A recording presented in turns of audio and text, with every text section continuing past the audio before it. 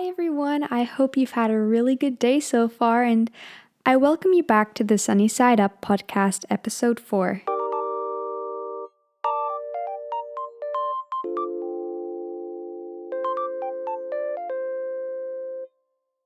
So today's episode is called The Bottle of Emotions, and it will be the first part to a little bit of a series about managing emotions because this is just a really big topic.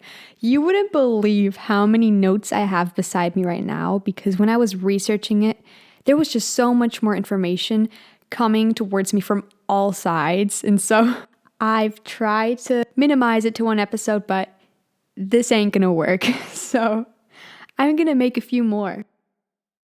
Of course, I have a cup of tea with me right now, and by the way, pro tip, this would be a phenomenal time to pause the video and get yourself one too, just saying, So as this will be a really long episode, probably, I'm just gonna get right into it. As you all know and may have experienced, there's a phenomenon where we bottle up our emotions, so we cramp them all up. And this can either be due to fear or prevention. Fear would be because of negative past experiences or fear of vulnerability. This is a really big one. And prevention can be because right now we don't have enough time to feel emotion, or we lack energy, or we're not in the right situation to feel this emotion. So naturally we prevent it so that we don't. Only problem being is that in this situation, there are strings attached. We bottle them up, we feel really great, everything's fine, life is perfect, but only temporarily because these thoughts, emotions, whatever they are that we've bottled up, if we don't uncover them in time, they will come back to bite us. And perhaps in a really inconvenient situation, which is something that nobody hopes for. So why do we bottle up emotions in the first place? As I've already mentioned, it can be due to the fear or the prevention, but maybe this is what we were taught when we were growing up.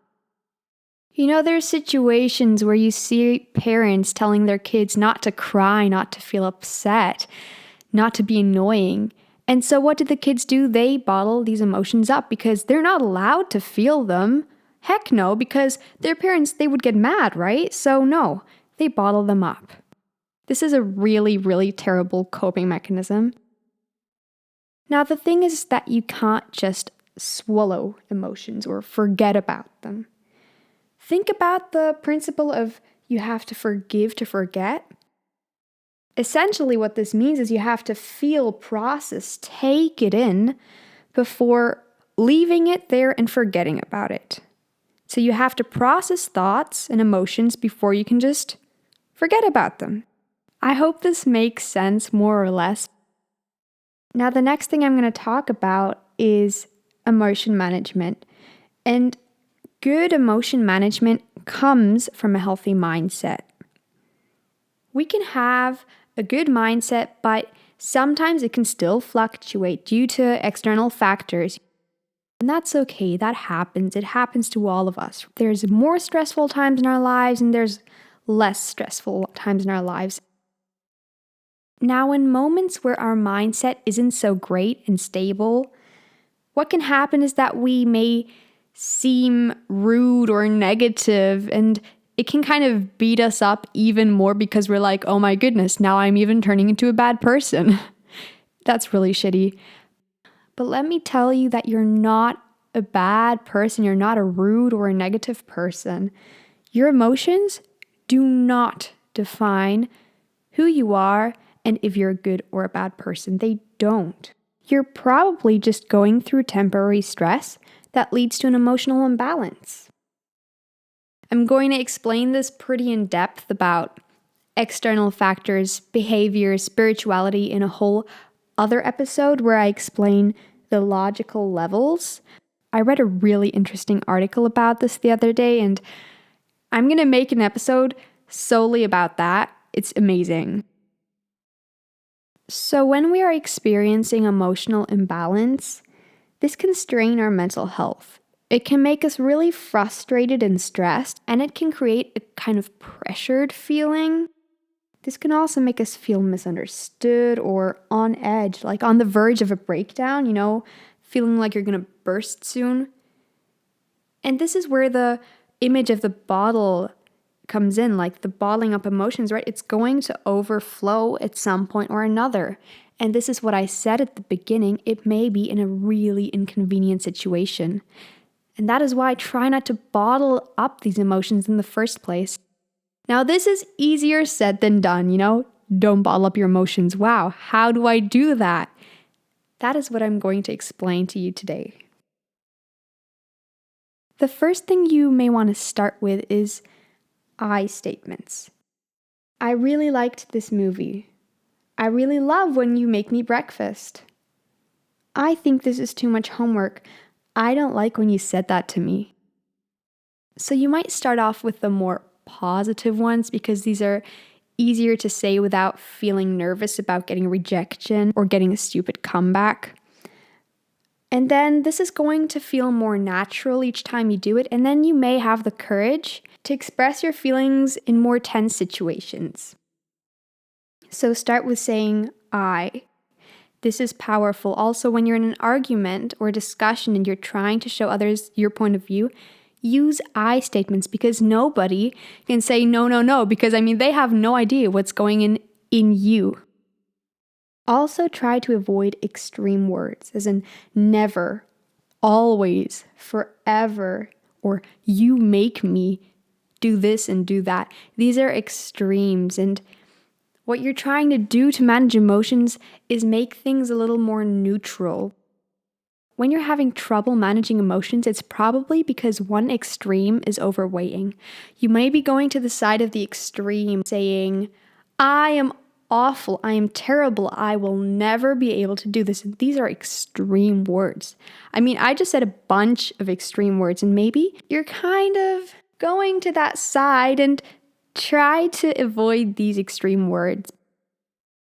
The next thing is don't be judgmental. Be compassionate with yourself. You're allowed to feel frustrated. You're allowed to feel angry, upset, let down, overwhelmed. You're allowed to feel relieved and excited and hopeful, grateful, proud, satisfied. You're allowed to feel every single emotion that arises in you. Essentially, it would be stupid for me to say it's not okay to feel bad. Like, no, you're never allowed to feel bad. This would result in you bottling up your emotions. That is the same thing I talked about at the beginning with parents telling their children to not feel whatever they have the need to feel. Feel it, okay? Do not bottle it up if you have the choice. Another thing that comes with not being judgmental is seeing things, observing things in yourself and others in situations and conversations, but not evaluating. Try to separate your opinions from facts and acknowledge what may be helping the situation or what may not be helping the situation, but don't judge. Maybe something is really stupid, but don't judge it because it's really stupid. Which I am doing because I'm saying it's really stupid. Remember that we all have good and bad qualities. We all have pet peeves and bad habits, but we also all have talents and skills. And when you're in a bad situation and feeling bad about yourself, there's a really great chance that you're not remembering any of the good qualities, but remind yourself of these. There is so much more to you than this one time you made a mistake or did something bad. Also, mistakes are not bad. I'm going to also make an episode about this. And no matter how many bad emotions you're experiencing, you're not a bad person. You're simply in a bad headspace, okay? This is just the point where you have to find coping mechanisms that will work for you. Essentially, nobody is born bad from the root. It's just external factors that make us do things and make us feel things and make us observe things and turn these into thoughts and actions. Practicing self-compassion and self-care is also a really big deal. You may feel like I'm drifting off a little bit, but managing emotions has to do with a healthy mindset, as I said, and self-compassion and self-care is a really big part in this. What does this mean? It means, yes, taking care of yourself, going to get a massage and putting on that face mask and painting your nails, but it also means observing what you need other than that. Taking it slow if that's what it feels like. You don't have to rush all the time. It's absolutely valid to need a break. Another thing is be in the moment. Do one thing. If you eat, eat. If you're doing homework, do your homework.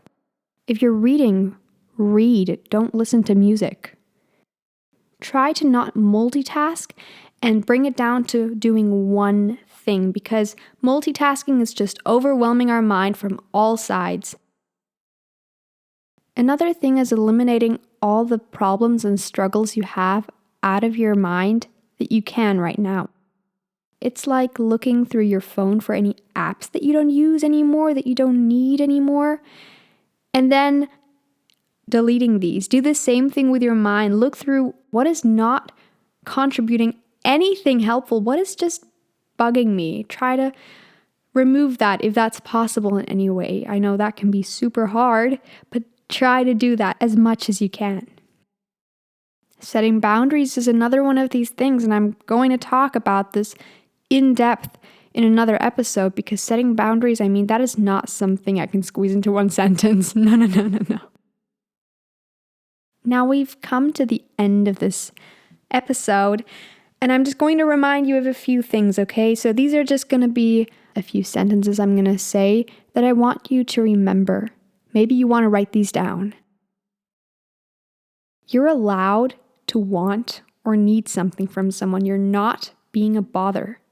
You're human, and it's natural to need help sometimes.